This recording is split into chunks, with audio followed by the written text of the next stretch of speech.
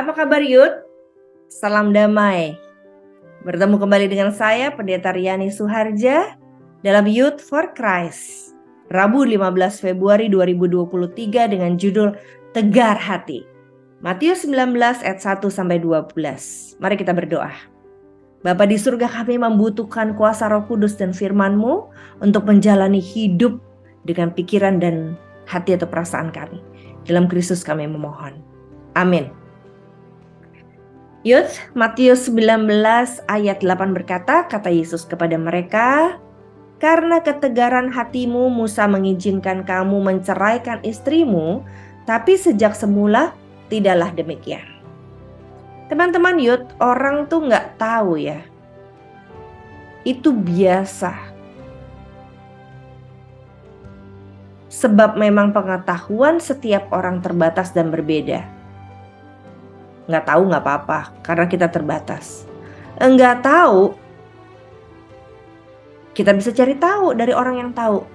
Yang menjadi persoalan adalah ketika orang nggak tahu, nggak mau dikasih tahu, lebih parah lagi nggak mau tahu.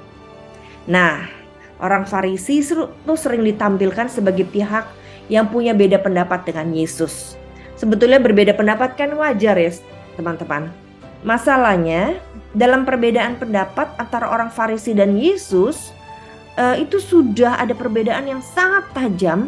Sampai orang-orang Farisi selalu mencari cara atau kesempatan untuk menjatuhkan Yesus. Jadi tahu untuk menjatuhkan. Teks hari ini dalam Alkitab kita menunjukkan hal itu. Orang Farisi itu mencoba Yesus dengan pertanyaan soal bercerai. Bukankah ini juga menjadi pertanyaan kita? Mereka bukannya nggak tahu soal yang mereka tanyakan. Tapi motivasi mereka adalah mereka mau menjebak Yesus. Dan alih-alih terjebak, Yesus justru menunjukkan persoalan terbesar dari masyarakat, dari umat Tuhan, yaitu tegar tengkuk. Mereka bukannya nggak tahu peraturan. Mereka emang nggak mau tahu dengan peraturan yang ada. Mereka menafik peraturan demi mencapai apa yang menjadi keinginan mereka sendiri. Jadi bukannya Yesus mengizinkan perceraian, tapi mereka yang tahu nggak mau tahu. Yang penting pokoknya mereka melakukan sesuatu. Orang Farisi juga tahu, tapi sok tidak tahu untuk menjebak Yesus. Nah, Yud, dalam perjalanan hidup kita, orang pasti punya keinginan kan.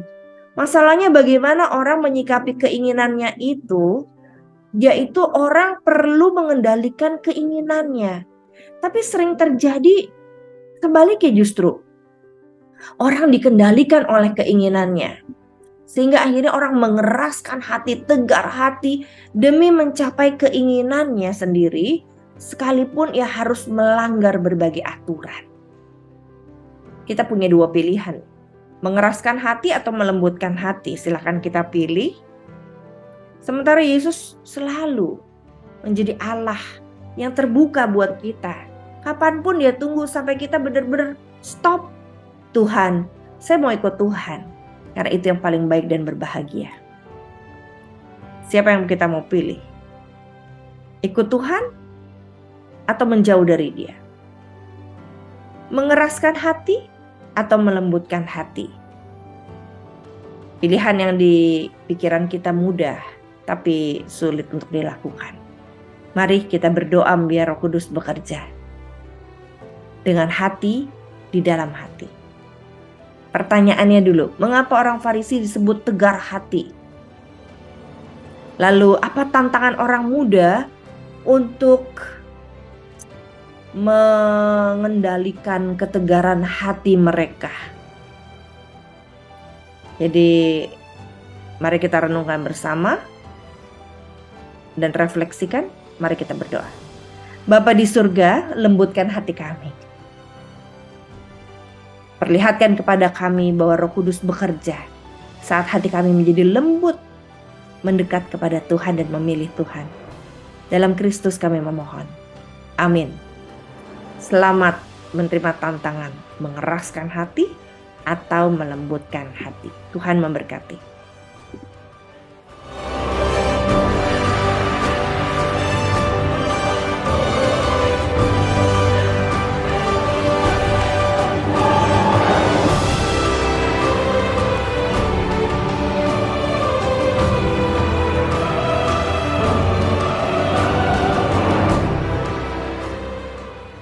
Sahabat, mari dukung pelayanan dan pekabaran Injil melalui YKB dengan membagikan link acara ini kepada sebanyak mungkin orang. Dukungan juga dapat saudara lakukan dengan mentransfer dukungan finansial ke rekening BCA ke nomor 450 305 2990 450 305 2990 atas nama Yayasan Komunikasi Bersama.